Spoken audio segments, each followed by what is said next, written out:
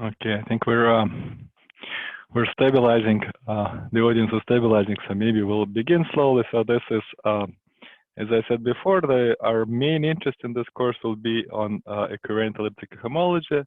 I think it's what equivariant elliptic homology is best explained by explaining two related things, namely its little sister, equivariant K-theory, and the mother of this whole family, equivariant cobordism.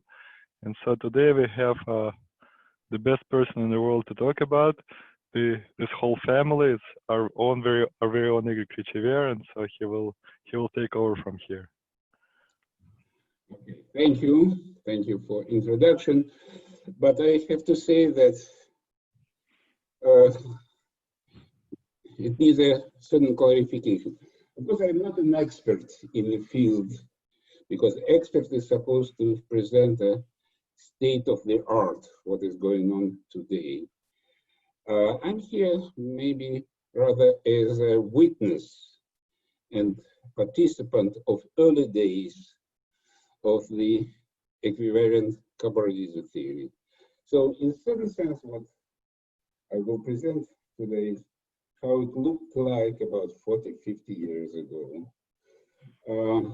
But maybe it's a good point to start making it more modern. So, the first part of the lecture, I will try to explain how one possible way of looking on a chain of cosmology theory.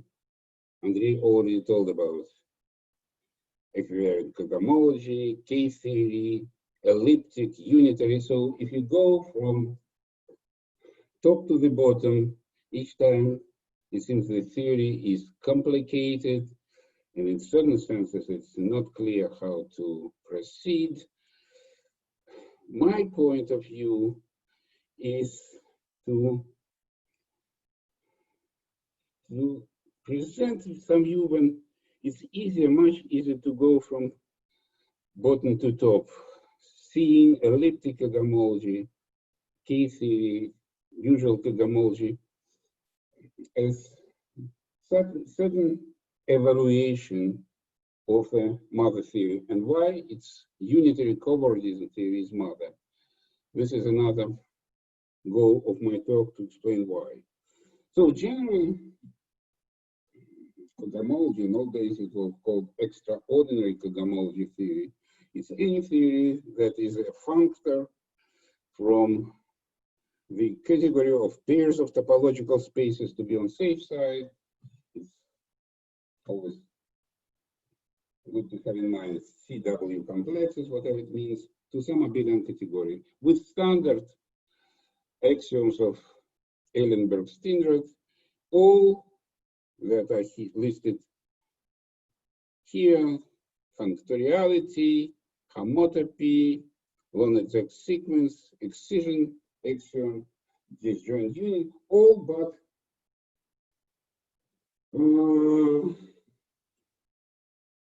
last axiom about union of coefficients.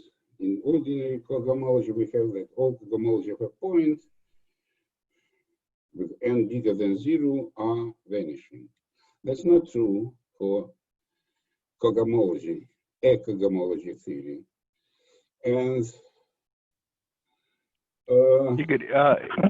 we can't see, if you're sharing your screen, I don't think we can see it. Let me just, you don't, sorry.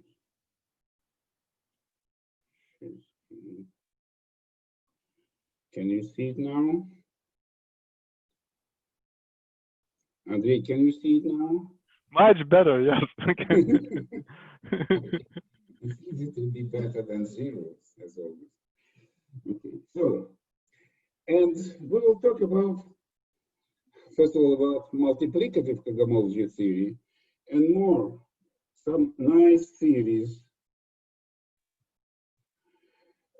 which are well for a notion of a complex vector bundle. So nice theory. So by nice theory,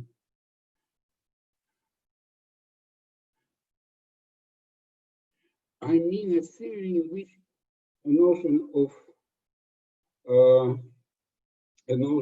of Chern classes for complex vector bundles exists, and for that you need to require that complex vector bundles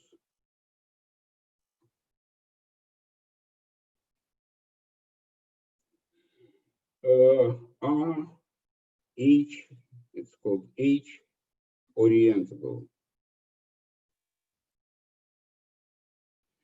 And that means that actually, in fact, what I need the so-called Tome Isomorphism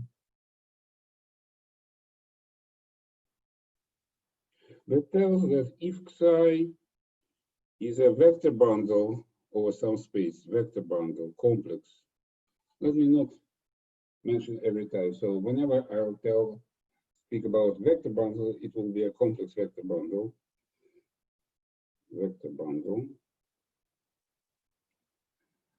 of complex dimension n. Then there exists an isomorphism between cosmologies of the space, the base, and the cosmologies of the pair consisting of d of psi is a vibration by disks, unit disk, you can introduce some magic, and spheres. So this is isomorphism, and it is defined by the so-called Tome class, which is a class in the cosmologies of the pair, BS. And this isomorphism is just a multiplication by the, so it's into n. And this isomorphism is multiplication by Tome's class. This is what is easily to be established in many theories. It's known for K theory, it's known for Cobordin theory, unitary Cobordin theory we will be talking about. And an easy corollary of the existence, which I also will use later on. And actually, this is the most essential part of all localization theorems existing in the theory, which we will talk about later, is the existence of this Tome class and the fact that if you include X in B by zero section in B, then the image under induced map of Tome class is just the Euler characteristic of a bundle. And as a result of this isomorphism, this is so-called Gysin exact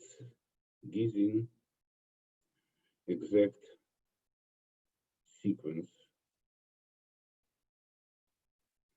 valid for all vector bundles if they are H orientable, and this is H star minus 2n of X going to H of X is multiplication by the Euler class,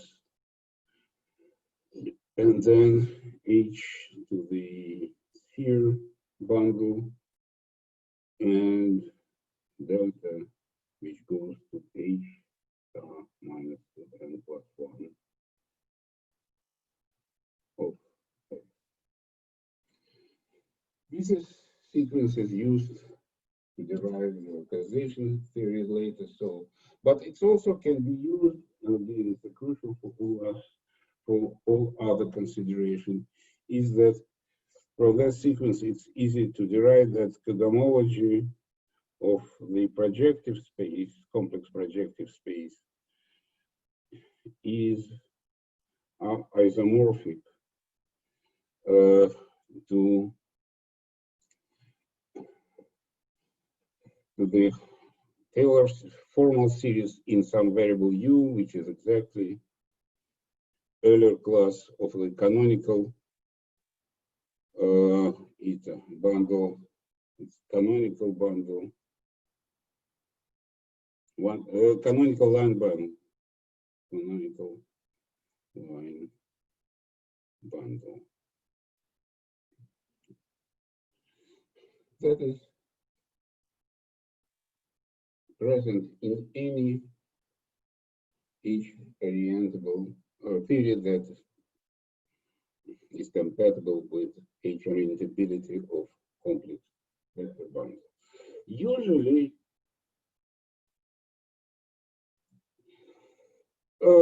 any theory should be completed, if you want to decide it in full generality. There is a Brown representation theory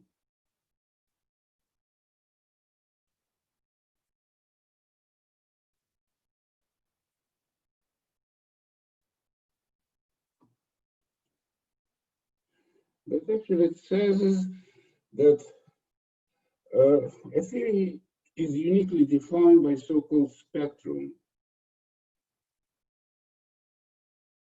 Spectrum is a sequence of spaces with maps between them, such that the suspension or wedge product of S1 with Mn is homotopy equivalent. There is a map from this to the next term in the spectrum. And then if you have a sequence of such spaces, then you define by this spectrum cosmology theory by taking the limit when k goes to infinity of homotopy classes of maps of wedge product of sk with x over a to mn plus k. And this is how cosmology and respectful homology theory is again the direct limit of sk plus n sphere to wedge product of xa wedge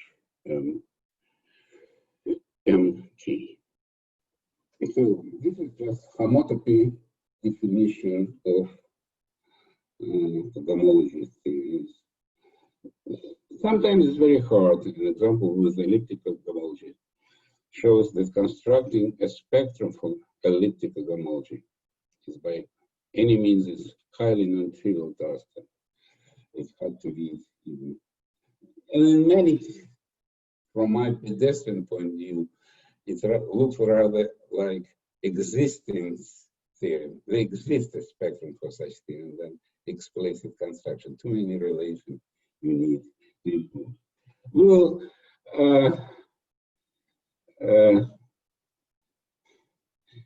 discuss cosmology theories in much more simple way. But before I'll do that, I need some necessary facts from the theory of formal groups. Formal one-dimensional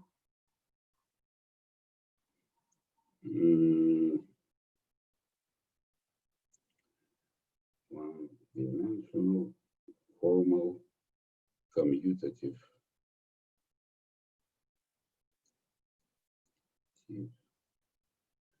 group.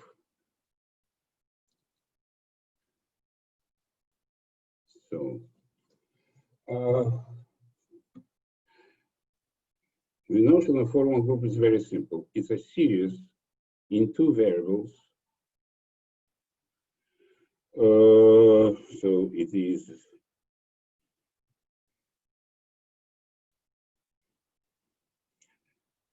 so K is a ring, and we can see the formal series in two variables with coefficients from some string. And this formal group law should satisfy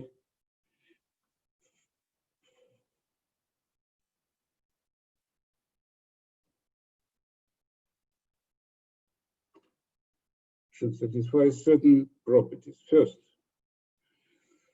it should be U0 equals U. 2 is commutative, UV equals FVU. And the third property is associativity of this addition law. So F of U, V, W is F of U, F, V, W. These are three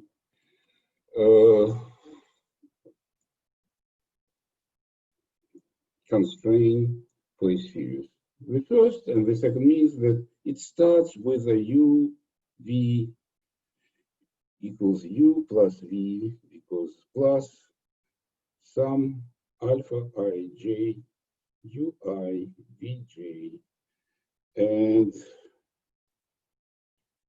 I plus j should be bigger than 1. This is two axioms, and the associativity is a lot of relations on the coefficients of this formal series. I, j is in the ring. So before I'll say a few words about general theory of these formal groups, let me explain why we are interested in these formal groups in connection with cosmology theory, because formal group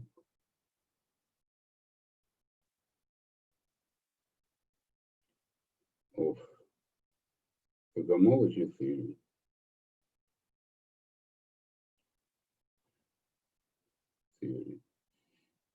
can be defined whenever you have actually a first-term class of line bound, namely, by definition, FH of UV is the first-term class of a tensor product of two line bundles on two copies of CP infinity in projective space. So it is in the cosmologies of the product of two projective spaces. We saw already that cosmology of CP infinity is formal series in the variable U, the other in the variable V. So taking the tensor product of two line bundles. So we take psi is a line bundle over one component, eta is the line bundle over another copy of CP infinity. We lift them by projection to the direct product of two projective spaces. We get two line bundles over the product of two projective spaces, take the tensor product. It has a Chern class. And that is a formal group law. And as we will see, surprisingly, this formal group law almost, and in many cases, completely defines the cosmology theory. So all cosmology theory is encoded in this formal group of the theory. Okay, just to explain what I mean, let me tell, but first, let me just give you a couple of examples. Of course, there is a simple example, is the usual addition, additive. It's just a sum. This is a formal group. It's additive. And this group is actually how Chern classes in ordinary cosmology theory behave. So the Chern classes of tensor product is a sum of Chern classes. Tensor product of two line bundles is a sum of Chern classes. This is one example. The second example is as Chern classes in K theory is called multiplicative group. It's U plus V plus UV. Multiplicative.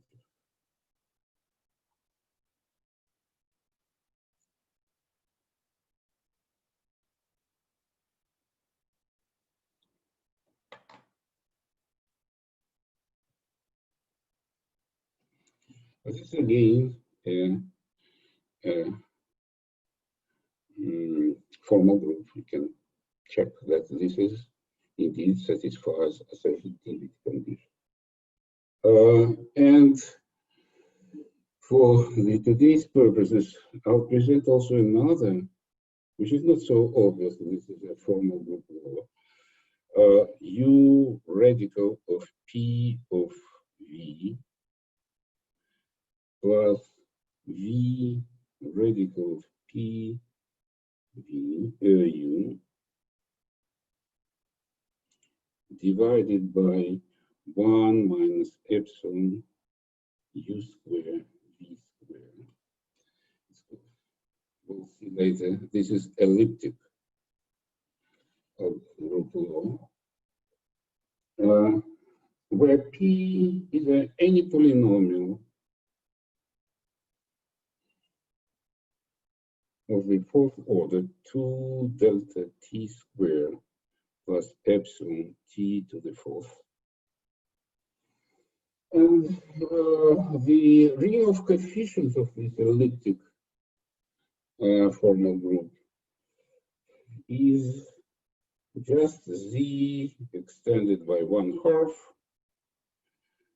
and polynomials of two independent variables, delta and epsilon. This is a family depending on delta and epsilon of formal group laws. We'll see some examples of formal groups later, but I would like to explain in a few coming minutes why, using these formal groups, why to some extent unitary covariatism is a mother theory of all other theories. And so for that I need sorry, should we understand this group law number 2 from the definition? Like you gave some construction about product of 2CP infinity. No, I just, well, okay. First of all,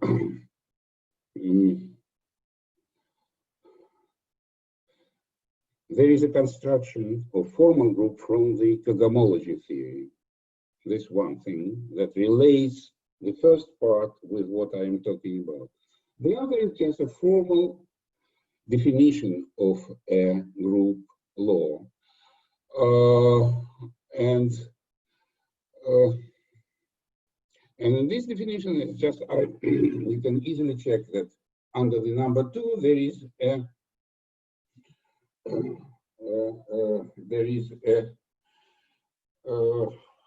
the rule U plus V plus UV is a formal group associative. That's all. How to relate in K theory. In K theory, you have multiplication of tensor. Actually, the line bound by itself is, to some extent, is a Cherry class.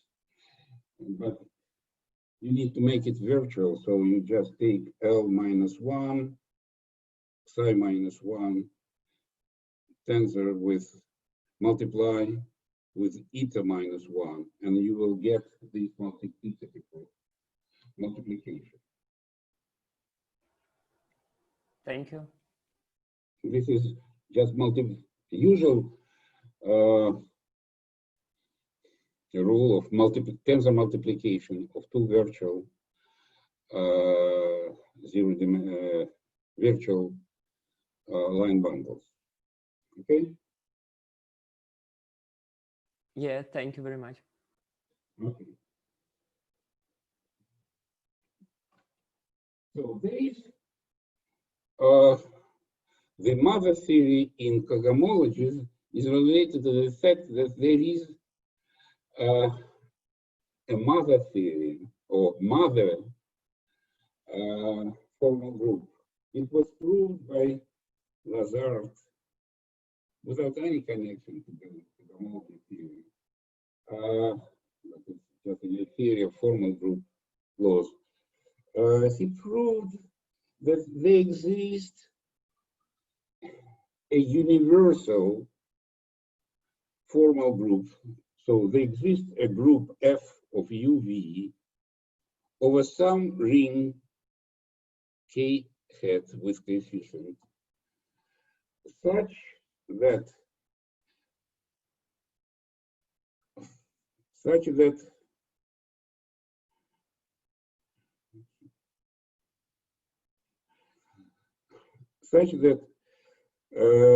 for any F of UV, so for any formal group, there exists a homomorphism, let's call it F tilde, from the ring of this universal Lazar ring to the ring of your formal group, such that F of UV is F tilde, not a very good notations, F of UV. So, first of all, if you have a formal group and you apply homomorphism to all coefficients of this group, you will get a new formal group. It's obvious. The statement of Lazard that there exists a universal group such that any formal groups are classified by the homomorphism of this universal Lazar ring to the ring of your formal group.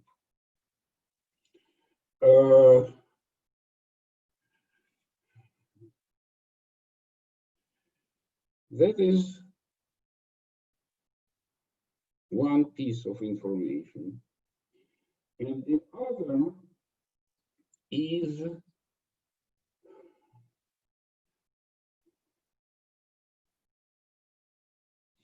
okay, actually, let me just tell how you can define such a group.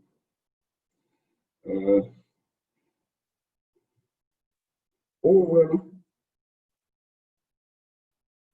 Q, so if you tensor your ring by Q, all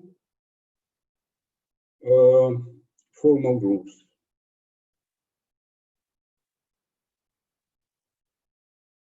are isomorphic.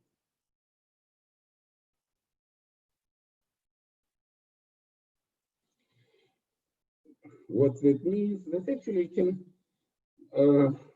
recover F of UV in the form G inverse G of U plus G of V. So there exists a G, a formal series, lambda I, UI, such that after substitution, change of U by the formal series, it becomes linear. And universal Lazar formal group is defined as follows. The logarithm of this group has the form. Take the formal series xi over xn over n plus 1 u to the power I n plus 1 n from 0 to infinity xn independent variables.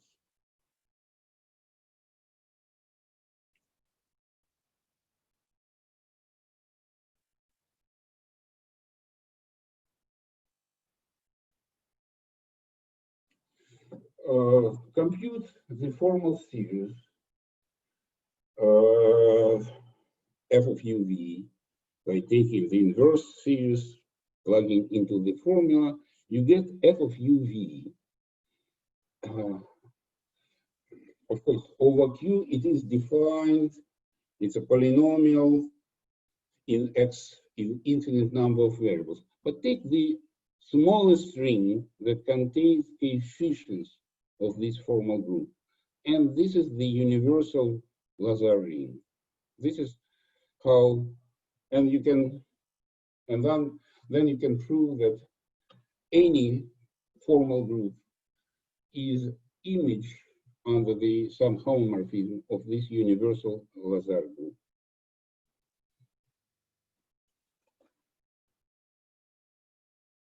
So, and remarkable facts proven by Whelan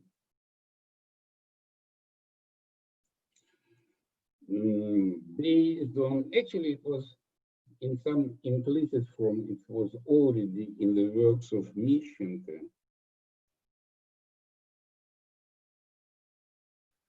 Novikov, Uchtaber.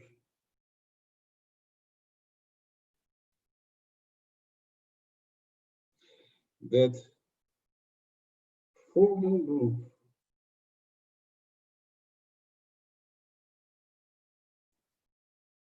of unitary cobordism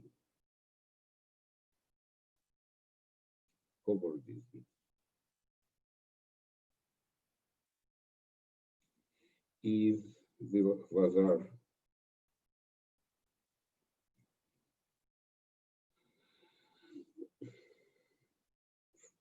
formal group. So actually there is a realization of this universal group in terms of the formal group associated with unitary cobordism theory.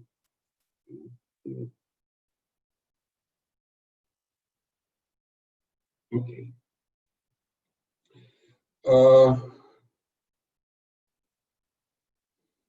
Actually, Mishchenko, he proved that the logarithm for unitary cobordism theory looks like it is supposed to be for the Lazar theory, namely it's I from 0 to infinity, Cpn, it's a cobordism class of Cpn over n plus 1, u to the power n plus 1. Of course, there was a need to check that there are no more relations that, so the ring of coefficients is not bigger than Lazar's ring, but that was completed by Whelan. But starting point was the formula for the logarithm of it's called geometric cobordism, a formal group of geometric cobordism. Okay, so I said that I will define in a minute the unitary cobordism, but let's first look what universality of the formal group of unitary cobordism means. It means the following, that for any theory, you start with any theory,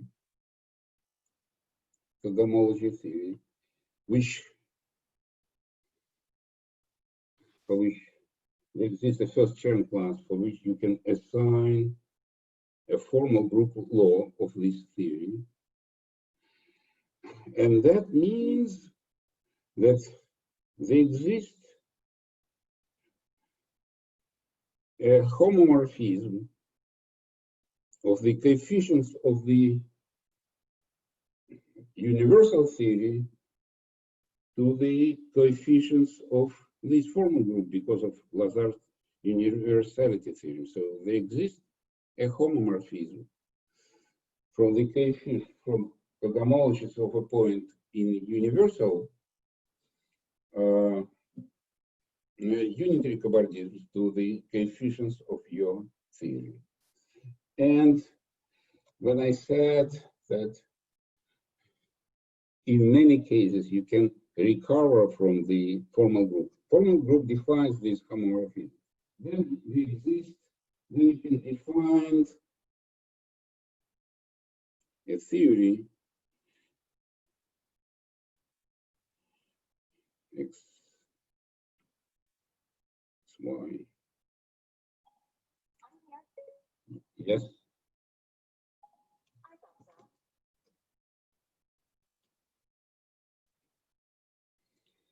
Okay, just by taking just a tensor product, XY, unitary cobordism, with H star of a point, and this tensor product over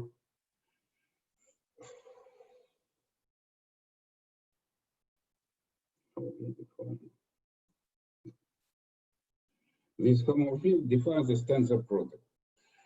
Clearly, tensoring one cosmology theory with some ring preserve all axiom of a theory except exactness of a long sequence. So if H is flat, is Van Weber, or Van Weber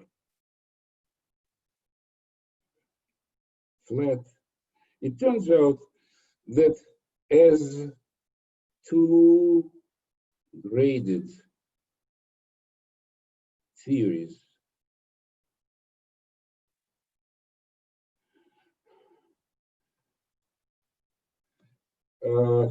two graded means that you split grading in even and odd part and define a new theory. So in that sense, your initial theory is completely recovered by this simple formula. So you recover your theory by taking tensor product of the theory of unitary cobordism with coefficients. And all you need in this definition, just the homomorphism defined by the formula.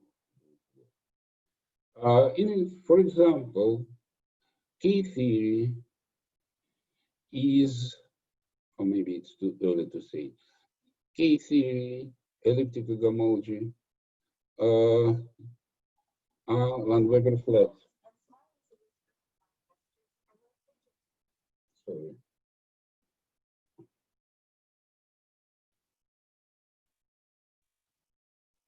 Any questions? Okay, so this is one point of view. I mean, in having a cosmology theory, you define the homomorphism of unitary cobordism into cosmology of a point.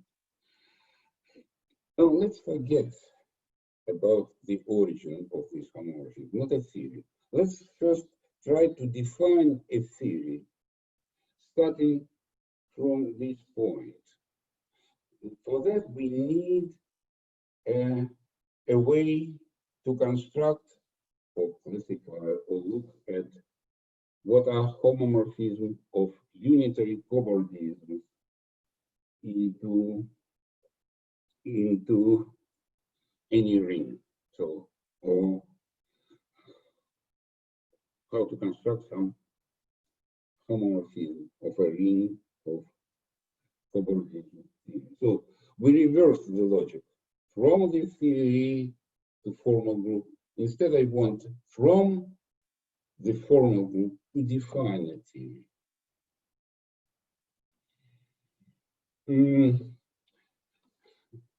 Okay.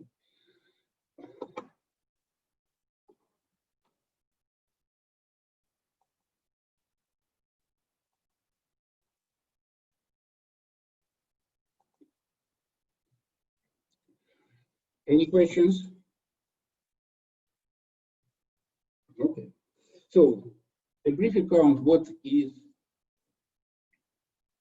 unitary cobordism theory? It's easy to start with Bordism, unitary Bordisms.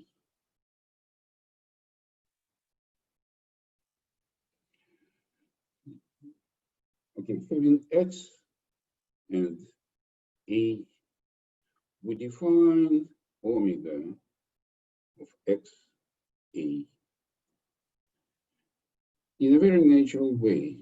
It's all maps from M, dm. M is a manifold with a boundary dm into X and A.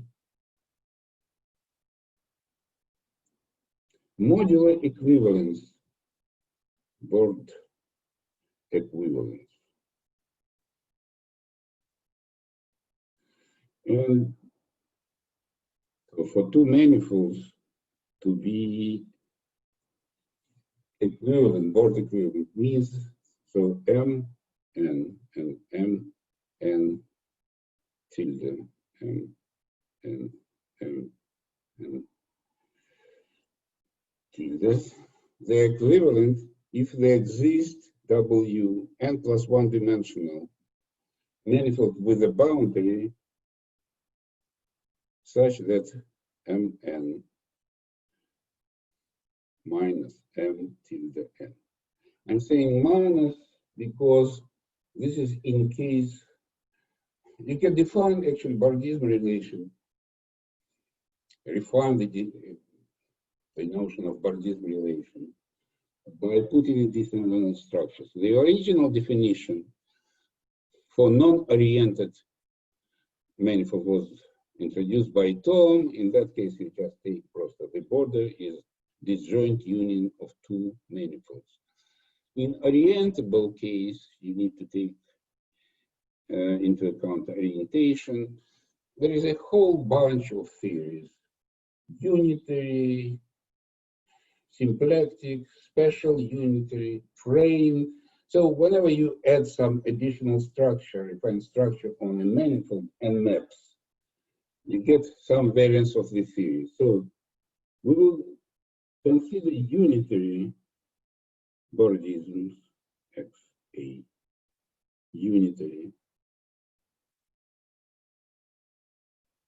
Bordisms.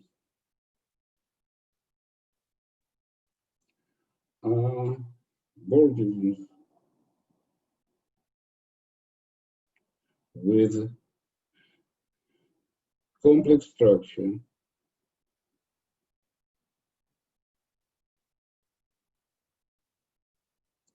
in a stable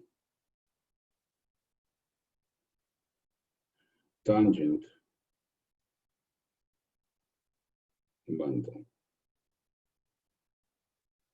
By stable, I mean you just add some trivial bundle and introduce in a consistent way complex structure on a direct sum of your tangent bundle plus trivial bundle. This is standard way to introduce unitary Bordism. And that is simple theory. So, and we will be talking about stable unitary Bordism.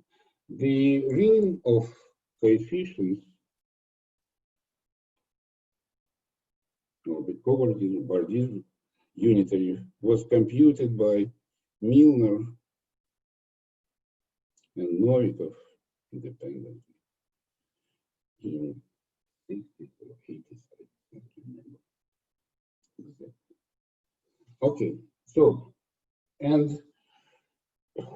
so the ring of coefficients, which is, by the way, the spectrum of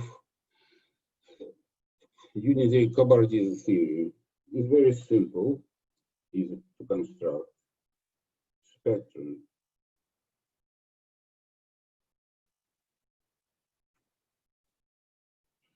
is a sequence of Tome spaces of standard of Tome spaces of universal UN bundle over BUN. The Tome space is what? You take a bundle, associated bundle of disks, and with the boundary spheres and factorized by spheres. So this is a Tome space of universal UN bundle, and that they provide the spectrum for unitary coordinates. So,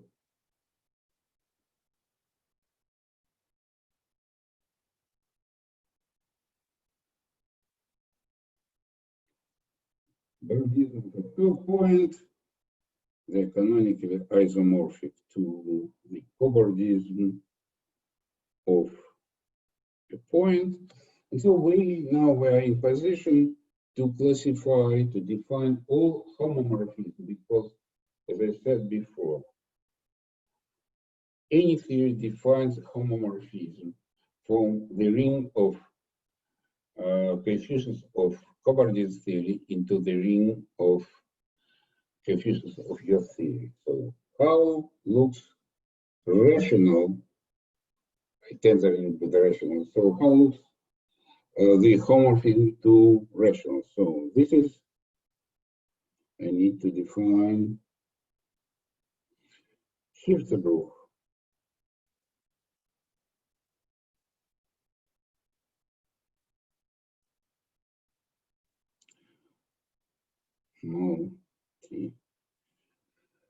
Multiplicative genera. So any homomorphism from U to star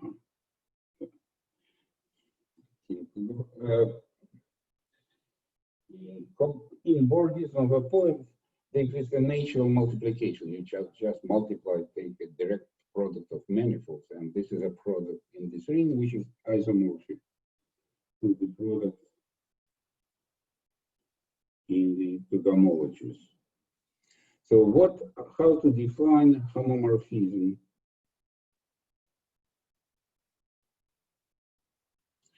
to rational numbers?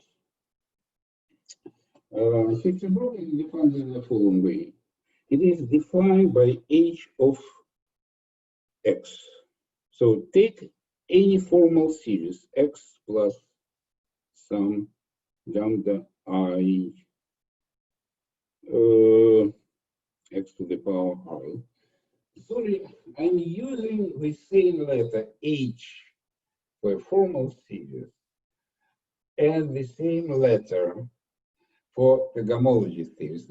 This is with intention, because the cosmology theorem and formal group multiplicative homomorphism of unitary cobordism into rational, they're very closely related, defined one by the other. So that's why it's probably abuse of notation. But now H not a theory, it's just a formal theory. And this H induces homomorphism from P of T to the rational by a very simple rule. You need to compute the value of this homomorphism onto some manifold. You take a product of the following expression, xi over h over xi, some symmetric combination of this formal series. So this starts with with one, that's why you can divide. So this is a well-defined Lorentz series, formal series in Xi, and Xi defined. So the symmetric. So this product can be expressed in terms of symmetric powers of Xi. So if we introduce Xi product equals 1 plus Ci C1 plus C2, so on. So this is so-called Wood generator. Replace any corresponding symmetric combination of Xi by Chern classes, evaluate on the fundamental class of X, you get a number. It's a rational number. So all homomorphism from unitary cobordism to rational are defined by by formal in such a way, by formal. And that's called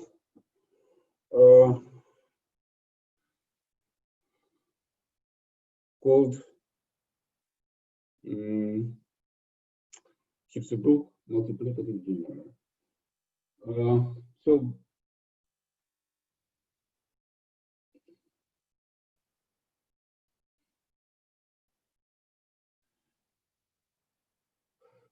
the relation of H with the logarithm certain of a group, because if you have a homomorphism H hat here, you can apply this homomorphism to the universal formal group of geometric cobordism. You get a new formal group.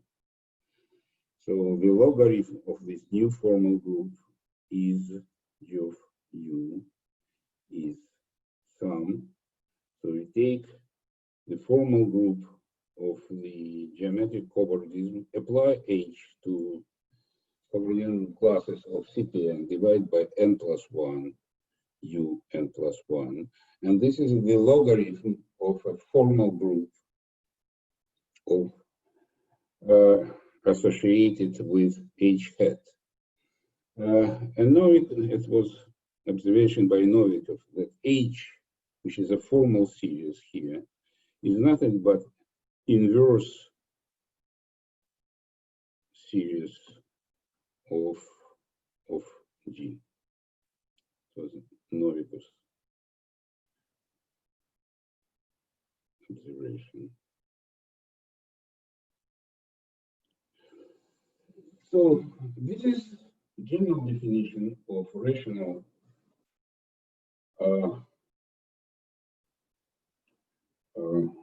Hirsebruch genera. All classical genera are obtained in this way.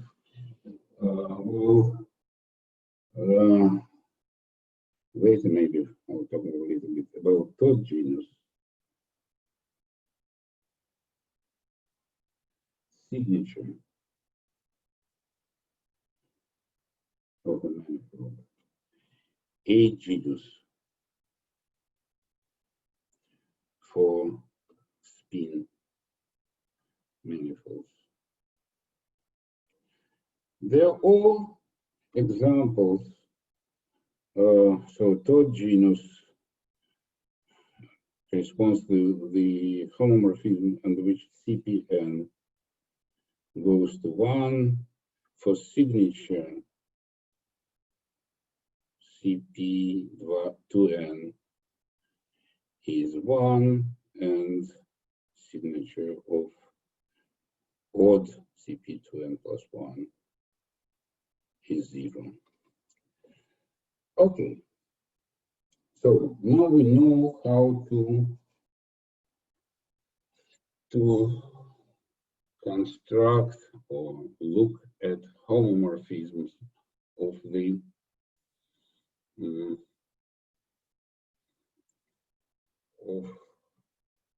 from the unitary cobordisms to rationals.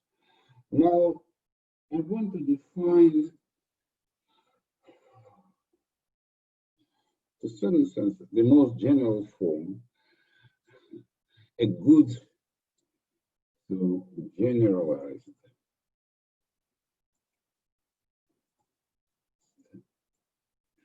elliptic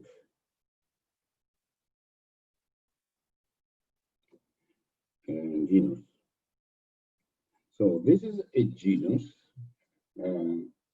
particular case of Hirzebruch multiplicative genus. As we know now, any genus is defined by one formal series, h of x. H of x. So here you take any formal series, you get a multiplicative homomorphism. All classical genuses, including elliptic genus, which we will talk a minute later, are particular cases of a family. It's 4 parametric family of formal groups.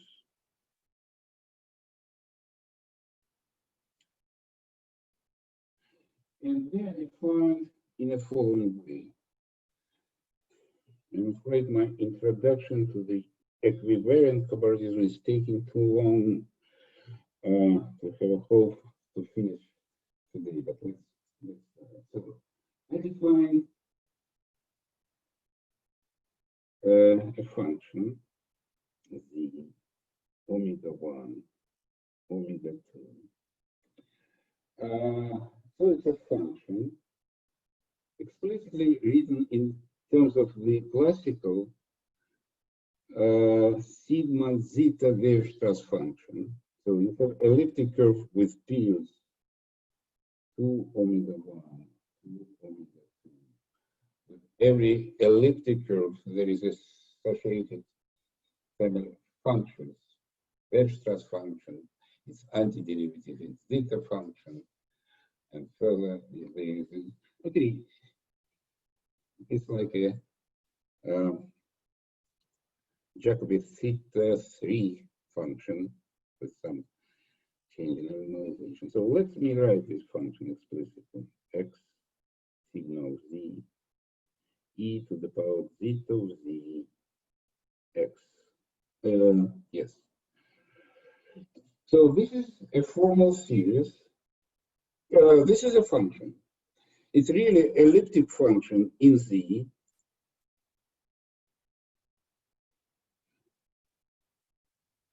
So x z plus 2 omega alpha. Omega alpha is not any of the periods of your elliptic curve. So it's periodic. So it's indeed periodic. It's a function on the elliptic curve, z variable. But it's not an elliptic function because it contains essential singularity at 0, z equals 0. Z equals 0, essential singularity. As a function of the variable x, it is not an elliptic function, but it's a section of a line bundle, namely, it gets transformed under the shift x plus 2 omega alpha z, skip, it is phi of x z times e to the power 2 zeta of z omega alpha minus 2 eta alpha z. So it's a section of a line bundle over elliptic curve. And if we take and expand it at z equals at x equals 0, phi of xz It starts with 1 over x plus some regular. This is Laurent expansion of this function at x near x equals 0. So we can define in this way the universal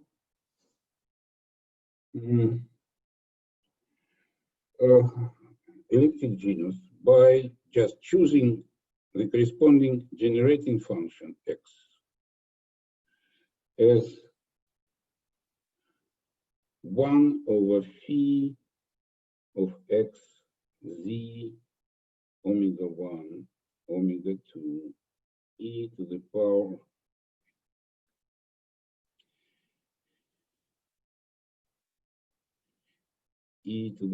k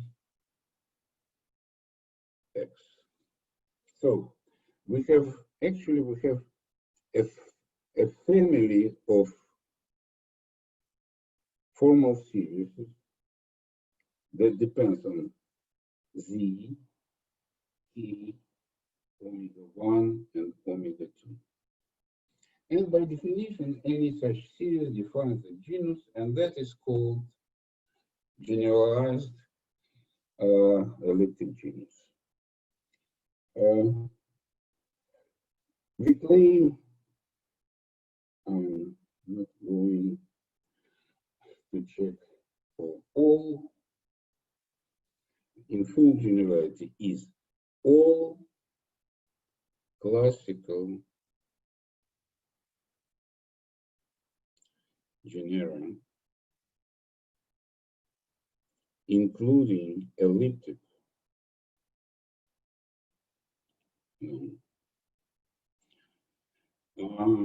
particular cases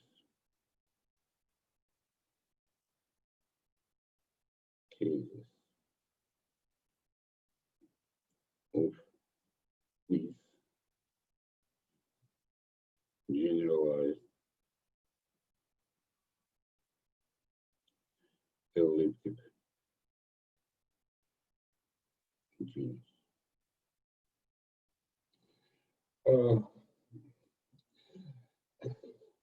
Actually, I call it generalized elliptic genus, although it was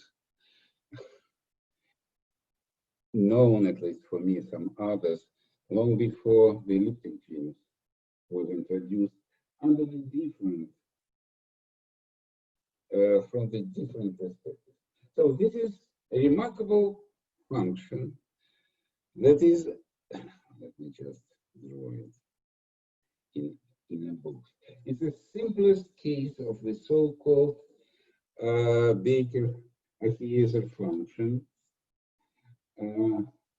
So this function as a function of x and z satisfies the Lamé equation.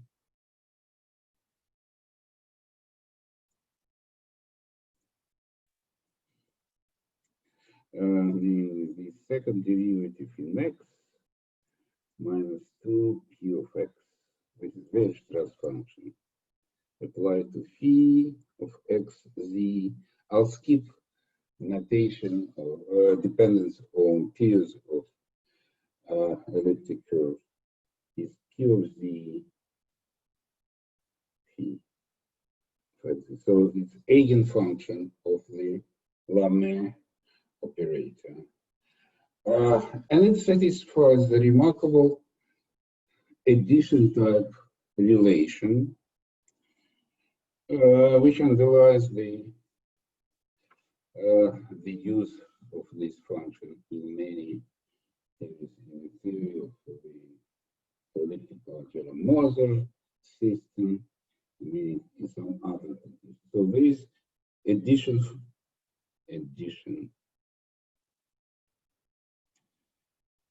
theorem. So phi of x plus y multiplied by p of y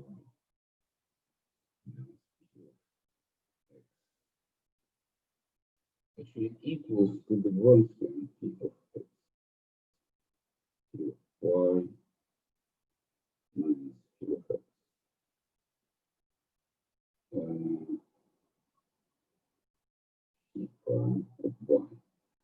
is identically z for any z, There is this addition form that expresses in a implicit way the evaluation phi at x plus y in terms of phi of x and phi of y. Just some form of addition theorem for elliptic functions. And in addition, there is a relation phi of x times phi of minus x equals pure z minus p of x. So phi depends on x and z.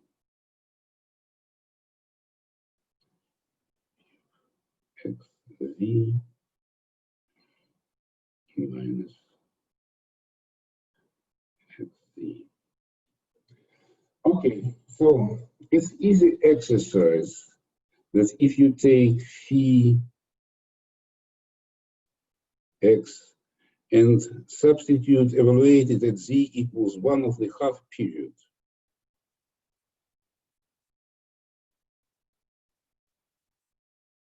so we have a family of formal groups depending on several parameters, z, periods of elliptic curve, but if we specify z to be 1 of the half periods, one gets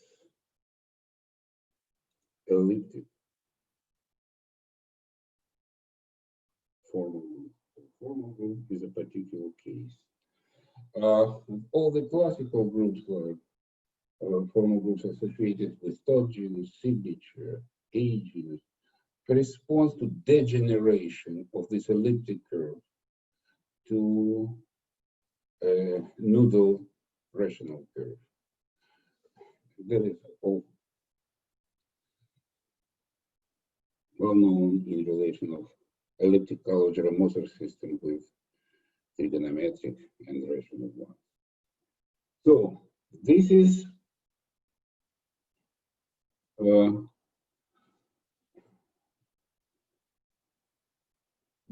a kind of the most general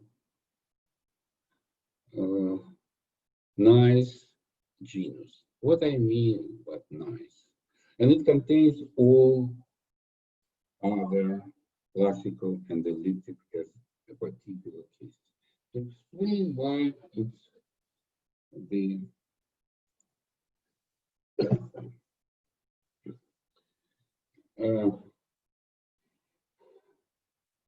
what is so remarkable about this generalized genus? I can finally explain it. I need to go, and that was the original goal of my talk, to speak about equivariant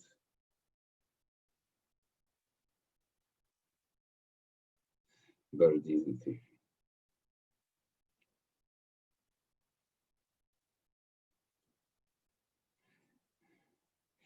To define equivariant Bardian theory is very simple. So you just definition. To define a group of equivariant Bardian of a manifold with an action, so G acts on X. Just consider the definition of Bordism. So you're taking a maps of a manifold M into X, but equivariant.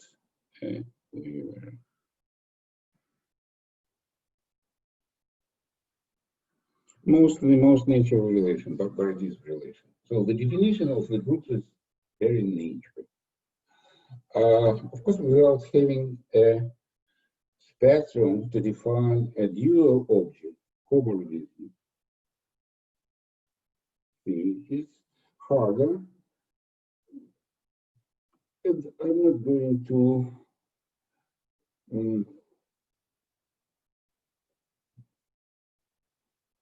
to define it rigorously here. For me, okay, dealing with smooth manifolds and having in mind concurrent reality, cobordism are objects dual to borodism. But as a, so we'll talk and try to study these objects without explicit definition.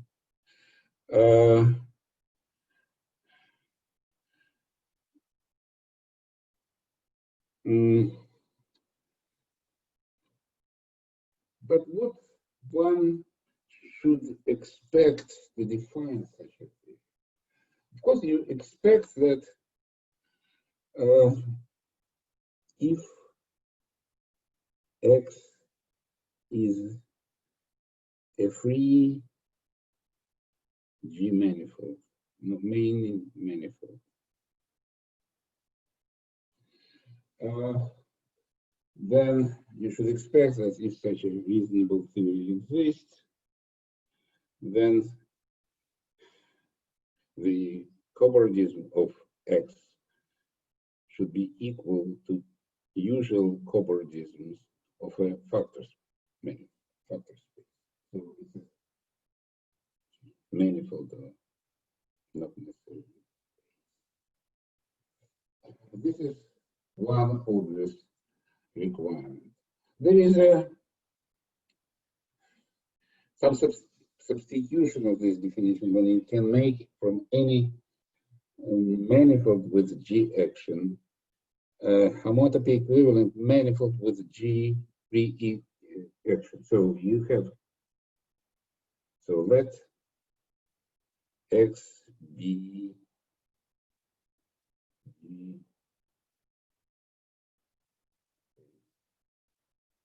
space with an action of G on it.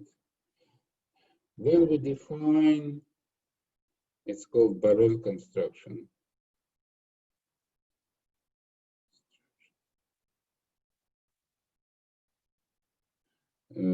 Then you can define an object which is a bundle of a universal classifying space, BG, of your group, by taking a product X with a EG, which is contractible space with a free action of G. So on this product, the action is G acts freely, so you can take the factor space. And this is by definition XG. So you have a bundle of BG with a fiber, which is X by itself. And the same, of course, the universal, the cosmology of classical unitary cosmology, as you can define the same for any cosmology theory of XG, they are not, of course, what we are looking for in definition. There's no key theory, the completion of equivariant key theory. But we'll see inside what many answers on question you may ask about manifolds with action of G.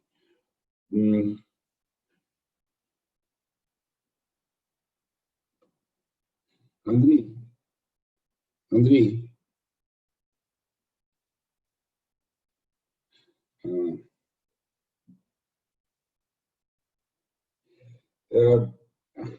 before explaining Bardism of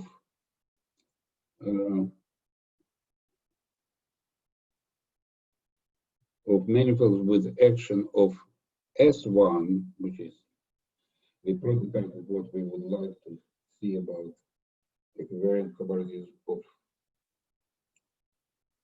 connected Lie groups. Let me define you some objects and then state the localization theorem for unitary cobordism, namely what I want to define. Suppose you have some characteristic class. Characteristic of a complex bundle, it's an element of cobordism of universal classifying space. So chain classes, their combinations, they're all in cobordism of a unitary class. So we can define equivariant for each chain class, characteristic class.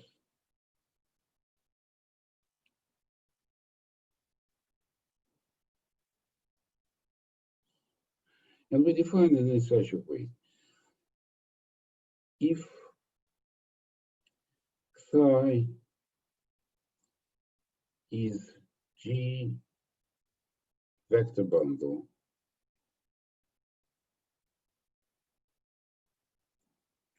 over X, then by Borel construction,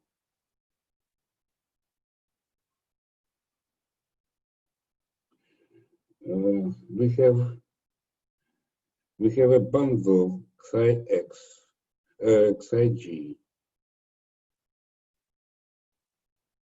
over XG. Just we take total space of psi, multiply by EG, take a factor, and this is X times EG over G. So you have a bundle. So you can take psi, its value of COG, and take the push forward, and you get element in unitary cobordism of your classifying space BG. That we will call X characteristic class XG of G. This is by definition. So characteristic classes usually takes values in unit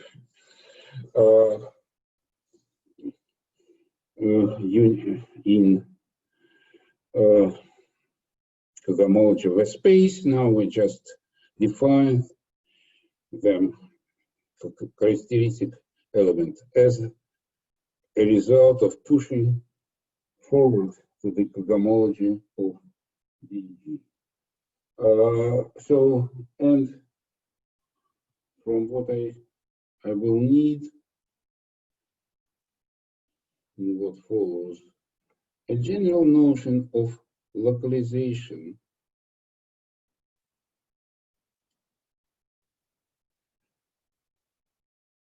theorem, which tells you the following. Let H be a normal subgroup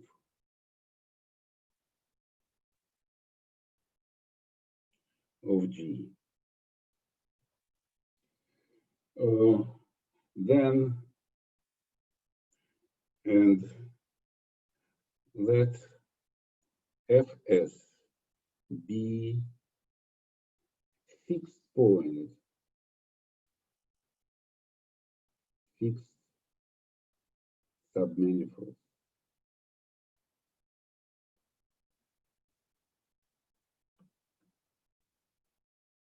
Connected components.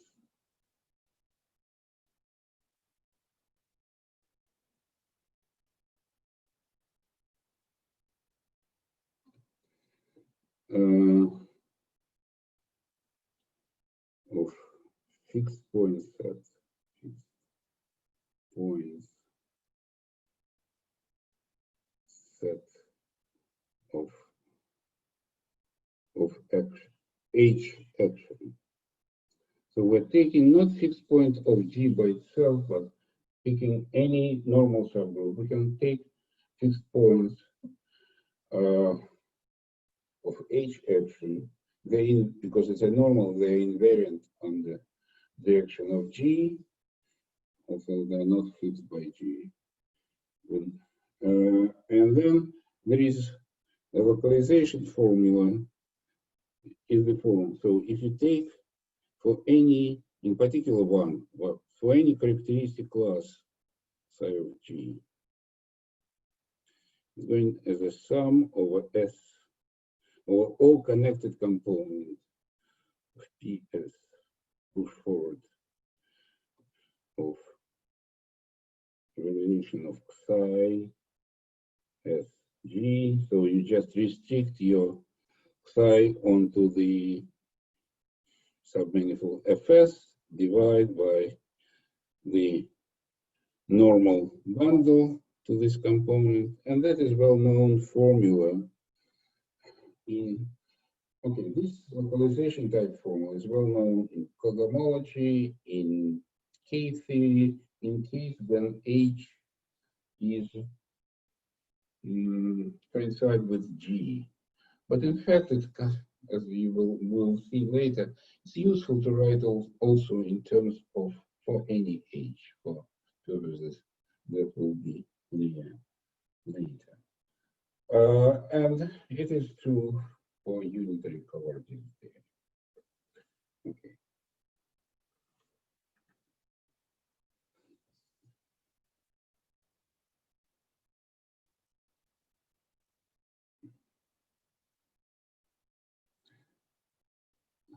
Andrei, okay, maybe someone can answer my question. Till what time do we have? I think you have 6 more minutes. 6 more minutes. But I'm not the organizer, so like you can have whatever you want.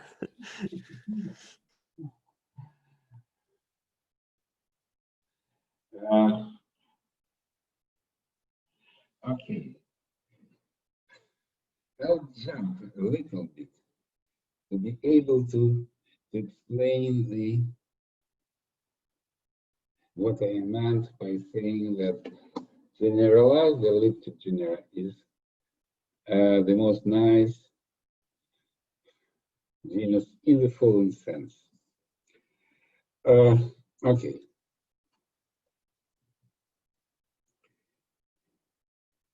Equivariant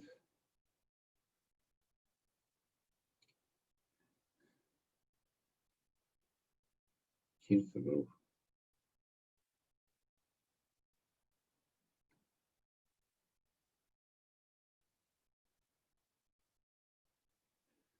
Group.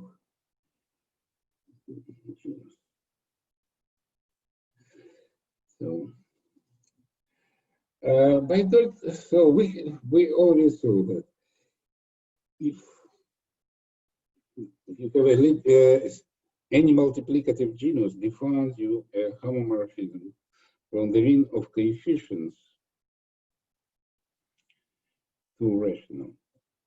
That can be extended to homomorphism of functors, namely U tilde X goes to A of X, tensoring with Q. So because by that theorem, if you have a homomorphism of coefficients, then they exist an extension. There is a homomorphism of theories. So for any genera, there exists a homomorphism of the theories. Now we define equivariant genus of any G manifold with values in K of X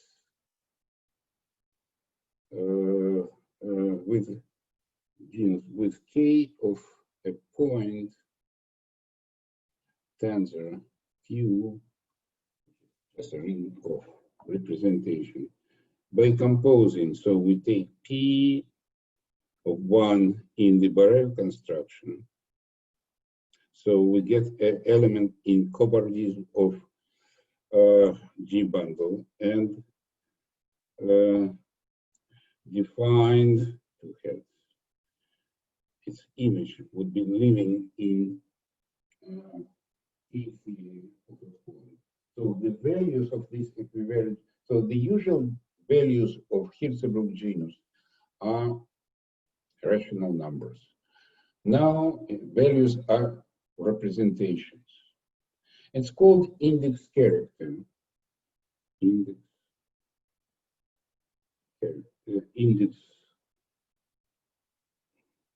genus.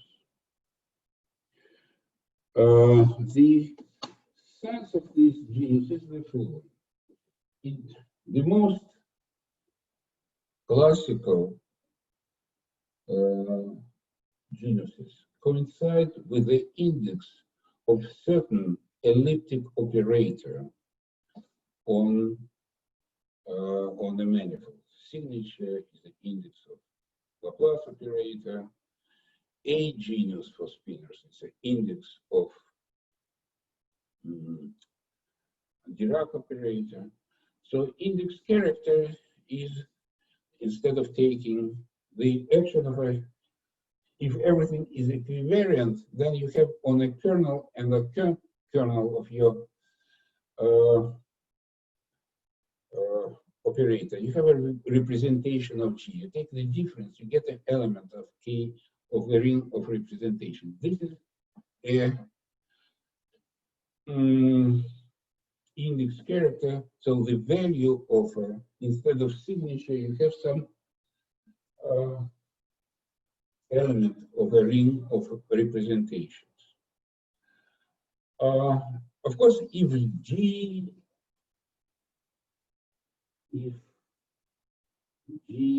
is connected, then the representation of your group, continuous group, of in cohomologies with integer coefficient must be trivial. And that means that actually the index character is a constant. And that was called by Atiyah Hirzebruch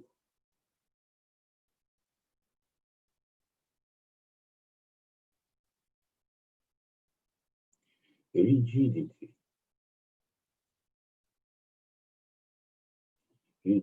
property. And they actually were, they used this rigidity property to prove some remarkable relations. For example, that if you have S1 manifold,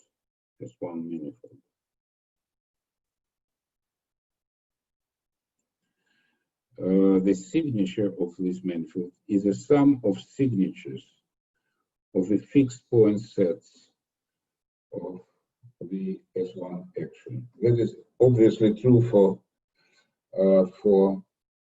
if you take Euler characteristics for signatures, it's a surprise. And that comes from the rigidity property. Actually, the whole story about elliptic cohomologies came from the attempt to prove the Witten conjecture that elliptic genus has a rigidity property for S1 action, and it was finally proved by others, because elliptic genus was realized as an index character of a Dirac-like operator on loop spaces, which is hard to make rigorous from a mathematical point of view. So let me just state the rigidity property of this generalized elliptic genus. And maybe that would be sufficient to make you interested in this subject. So,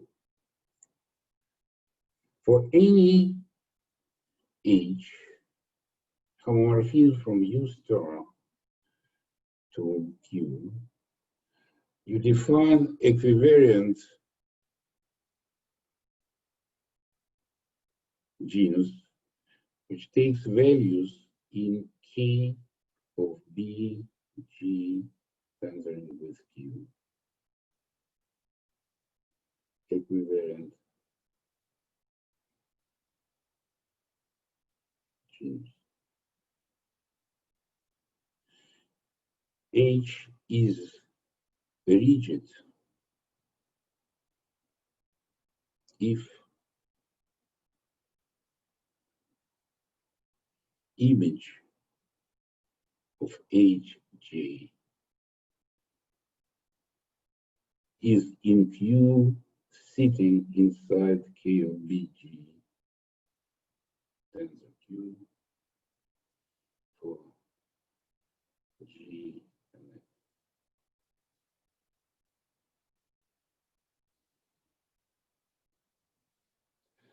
F. So this generalized elliptic genera is the genus having such a property, elliptic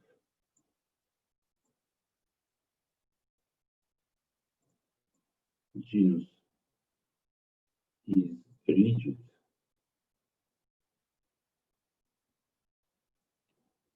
for SU.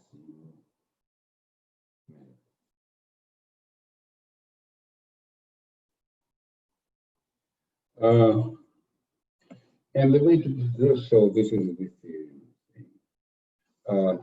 And there is no, of course, any theorem that is the most general genus, but, and actually I don't know even how to attack this problem, but I believe I can check that is true. And that explains why all these theories, K theory, elliptic homology, are so special. They have this, they are defined by genus with this rigidity property. To give the idea how to prove it, I need to go through what I was planning to present, but was unable to do so because my time is running out. So once again, I just want to stress the points to me. Okay, in many cases, we don't know how to define a theory, or it is very hard to define a theory. The definition of elliptic homology is unbelievably complex. So as a good approximation, this is my point of view, instead of a theory, you just consider a pair. So for me, cosmology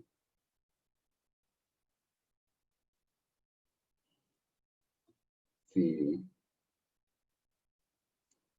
approximately, it's not exact statement, it's unitary cobordism plus multiplicative Hertzsprung genus.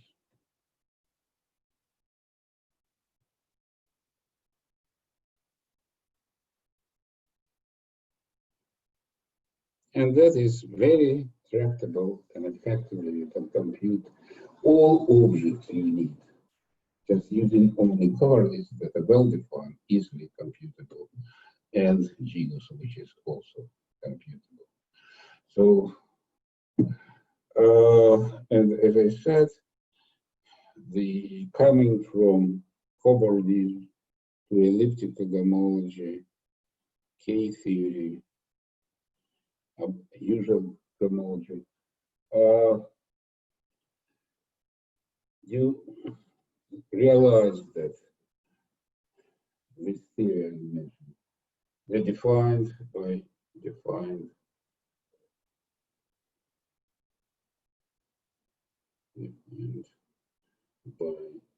genus with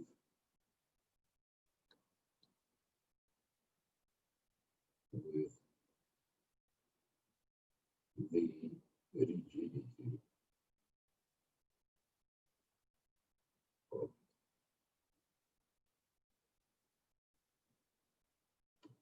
of that's a summary of my today's lecture. Any questions?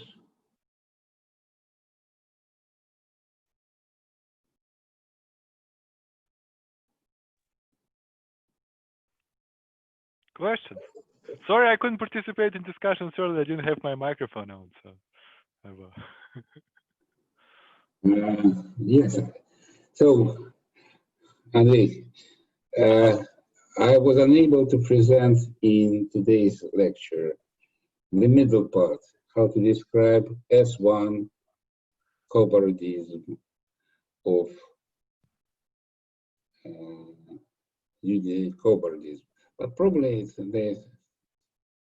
There may be a good point to come back to this later, because we will have to talk about rigidity later in some technical arguments, and maybe there'll be a good logical point to revisit the issue of rigidity later in the course. So we'll plan for that. Yeah.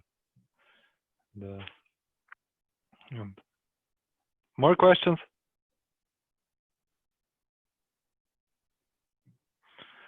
Well, if there's no more questions, let's all thank Igor very much for a wonderful lecture, and we'll see each other again in 1 week. Okay, thank you.